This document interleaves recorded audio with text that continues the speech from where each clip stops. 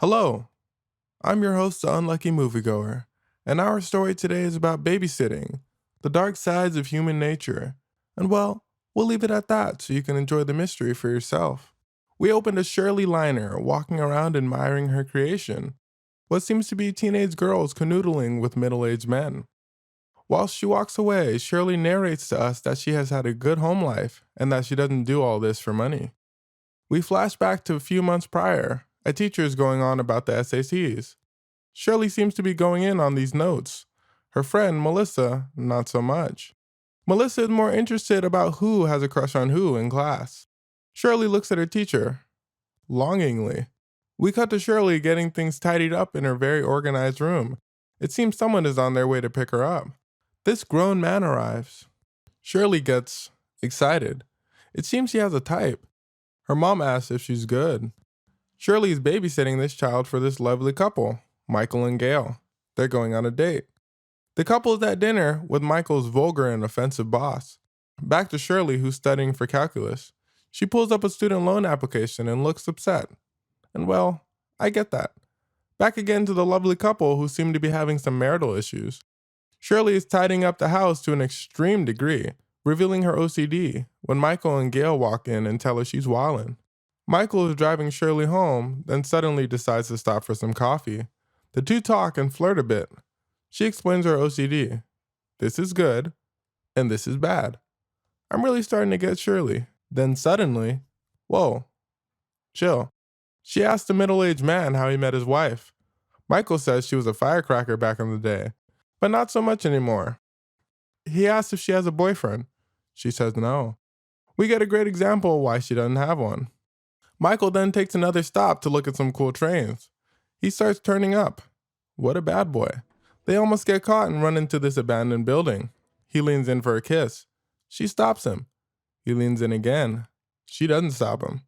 Seems our duo knows they took an L. Michael says they can't do that again since he has kids.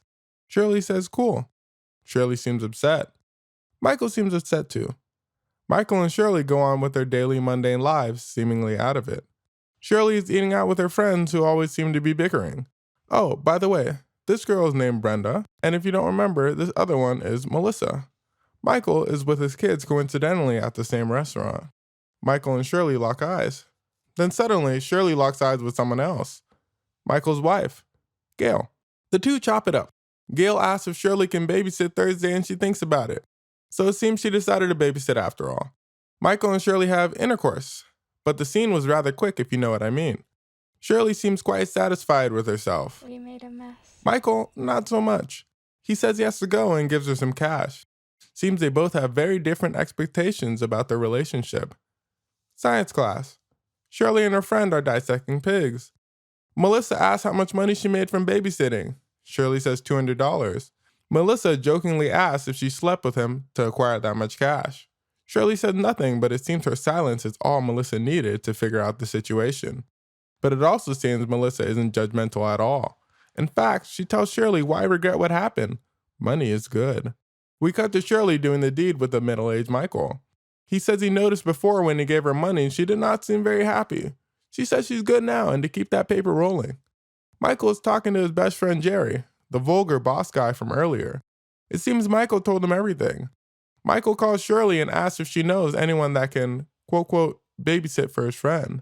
She says she does. And well, Brenda is talking it up about her teenage drama when Melissa arrives. Melissa mentions Jerry's a freak who is wearing a cowboy outfit and everything. Shirley asks if she can have 20% since she set up Melissa's encounter. Melissa says sure, and it is here where Shirley has taken a step from mistress to full-on pimp. Cut to a house party. Brenda brings Shirley over to talk to these teenagers, but Shirley is not really interested. Again, it seems she has a type. Shirley is sulking when Melissa asks her what's wrong. She says she got a call from two of Jerry's friends. Melissa says great. Shirley says not great because of jail. Melissa says they're minors, they'll be fine. Shirley says, what about the other lives they're ruining? Melissa responds, they'll take care of themselves because everyone believes what they want to believe. Which, well, that's kind of facts. She tells Shirley to quote, quote, babysit for one of the friends on Thursday and to find someone else to sit for the other one. Shirley says it's a plan, Melissa says they should bring Brenda in on it. Since Brenda is pretty innocent, Shirley says no. Melissa says to let Brenda make that decision for herself. Shirley waits outside for her ride. This guy comes back and tries to spit game. It kinda worked. Maybe. Moving on. Middle-aged Michael sneaks over to Shirley's house in the middle of the night. Oop, Pop almost got them. Dad sits to talk to Shirley for a bit, and he seems really nice. He asks about Scott, and oh, by the way, that's this guy that kissed her from earlier. Michael finds the money he's been giving Shirley. Cut to Brenda and this guy, who she just finished babysitting for. He charges in for a kiss. It seems Brenda didn't get the memo. He starts to spaz out. It seems my man took a pretty large L. He starts saying genuinely nice things to Brenda, and well, cut to Shirley, babysitting for this other guy. She gets a call from Michael asking about her whereabouts. She says she's busy. Babysitting. Michael gets upset. She says, peace out. Dang, brutal. To all my female viewers, always choose money over a man. Brenda takes a look at her guap. Her friends pop by. Shirley says she doesn't have to do anything she doesn't want to do. Brenda says, what you mean? Who else needs a sitter? The girls get organized. Michael seems stressed. The girls pass out applications and make business cards. Michael's at dinner. This guy shows him a card he got from Shirley. Michael tells Shirley she needs to chill. Shirley tells him, oh no. He's the one messing with teenagers and that he needs to chill. She also tells him her price just went up. He gives her some cash. Cut to Brenda, who gets her sister Nadine in on the game. Cut again to Shirley, who asks Brenda for her 20%. She says Nadine went. Nadine gives Shirley the cash, but she says, well, let's hear her say it. Why should I pay you anything? I fucked the guy. Nadine decides to start her own babysitting business with her friends. Shirley isn't getting any more clients. Nadine and her friends got on all the new 2000s drip. The girls chase down Brenda, who seems to be walking extremely briskly. The girls question Brenda. Brenda seems very sus. It seems she's an op now. Shirley and Melissa decide to break into Nadine's locker. They tell Michael to stand guard while they break in, and he's starting to understand that he's pretty in over his head. Way in over his head. The girls decide to trash the entire school since they can't fix the locker they broke into. Michael turns to an accomplice. Michael comes home late. Gail wonders where he's been. She asks if he's been cheating. He says he was at a conference and that he has not been cheating. The girls have a chat. Shirley says, as they can all see from the destroyed school, she is very serious. And in a very ruthless tone, she tells all the girls if they don't run her money anytime they see a client, there are going to be a whole lot of problems. The girls comply. You're missing the assembly. Melissa tells Shirley that Jerry has a cabin up north and that they should take all the girls and the clients. Michael heads up to the cabin. Gail seems to know something is up. Cut to the cabin. Everyone is turning up. Everyone falls asleep. Jerry tells Michael to try one of the other girls. He also notes that they're the best things that's ever going to happen to these girls. Michael gives him a blank stare. Everyone in the cabin is on ecstasy and are turning up some more. Michael catches Shirley in the act and storms off. She chases after him and gives him a private show. But you don't want to see all that, so well, I'll skip it. Michael gives her some X. Brenda is lit out of her mind and hides out in the bathroom. Jerry goes in and talks her down, but then he attempts some intercourse. She tells him to stop, as she is not up to it. He tries anyway, but don't worry folks, he stops right before the moment of truth because Brenda cries out for her mother. Jerry says it's not worth it and walks away. We cut to Brenda babysitting when she has a panic attack. She calls her brother to pick her up and runs out of the house, leaving the kids and also the door wide open.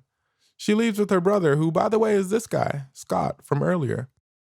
He's trying to figure out what's going on with the distressed Brenda when Nadine shows up. Oh, and if I didn't make it clear earlier, they're all siblings. Nadine says she'll take care of it. Brenda's at school when a very upset-looking Shirley approaches her. Brenda has a meltdown, and Shirley tells her to chill. She also says that she can be out of the gang if she wants to. No biggie. Melissa tells Shirley not to let Brenda out as she, Melissa, just got into an Ivy League school, and if Brenda leaves the group, she is sure to snitch everyone out. Shirley tells Melissa to go home. Cut to Scott getting attacked by these pig guys, but we recognize them as some of the middle-aged men from earlier. They tell Scott that his sister must stay quiet or they'll harm her. Scott stands up for his sister and well, the sisters freak out and he tells them he just got into a fight. They don't believe him. Scott is at school and Shirley notices his eye. He gives her a strange look. Shirley puts two and two together and confronts Melissa, asking her what she did. Melissa says she did it to protect Shirley. Shirley is upset. Michael and Gail continue on with their marital issues. He speaks to his son, and to summarize the gist of the conversation, his son got in trouble at school, and Michael decides that sometimes being spontaneous is a good thing. Cut to Shirley. Nadine cancels her appointment, and Shirley's troubles are getting to her as well. Nadine and Brenda seem like they're up to something. Michael and Shirley meet at the train tracks. He confesses his love for her. She tells him he needs to chill. He goes in for a kiss, and well, not this time, buddy. Suddenly, a wild security guard appears. Michael confronts the guard while Shirley hides. The guard tells him he can't be there and needs to leave. He leaves. But he really leaves. Shirley is left stranded and calls Brenda. Scott picks up and says Brenda can't come to the phone and that Nadine is busy babysitting. He tells her that he's trying not to hold a grudge against her and asks her to please never call his house again. Melissa is with Scott when Shirley calls her, informing her that Nadine is babysitting behind their back again. Melissa says she's on her way. They pull up to Nadine's spot and jack her up. They're holding her over the parking garage when Shirley gets distracted by Jerry putting the paws on the other guy in the car, and the girls almost drop her. The girls can't seem to pull Nadine back up. The situation is looking rather dire when Jerry comes in and saves the day. Nadine cries. Shirley turns around to see that the guy Nadine was sleeping with is none other than her dad. Shirley has an entire mental breakdown, and well, I get that. Her dad is speechless. Cut to Shirley going to see Michael. He's having a good time with the fam. They look at each other and mutually part ways without saying a word. The end.